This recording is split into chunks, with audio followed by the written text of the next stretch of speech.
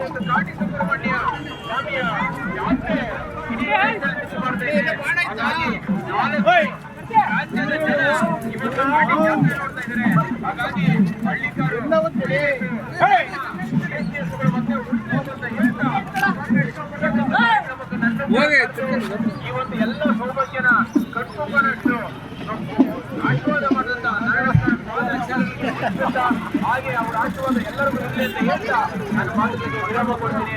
ಎಲ್ಲರಿಗೂ ಒಳ್ಳೇದಾಗಲಿ. ಘಾಟಿ ಸುಬ್ರಹ್ಮಣ್ಯ ಸ್ವಾಮಿ ಒಳ್ಳೇದು ಮಾಡಲಿ. ಹಾಗೆ ಇವತ್ತು ಅಂಬರೀಷ್ ಮತ್ತು ನವಜೋತ್ ಎಲ್ಲ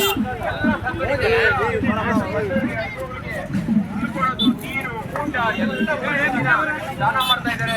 ಅವ್ರು ಇನ್ನಷ್ಟು ಚೆನ್ನಾಗಿ ಬೆಳೀಲಿ. ಆ ಘಾಟಿ ಸುಬ್ರಹ್ಮಣ್ಯ ಸ್ವಾಮಿಯ ಆಶೀರ್ವಾದ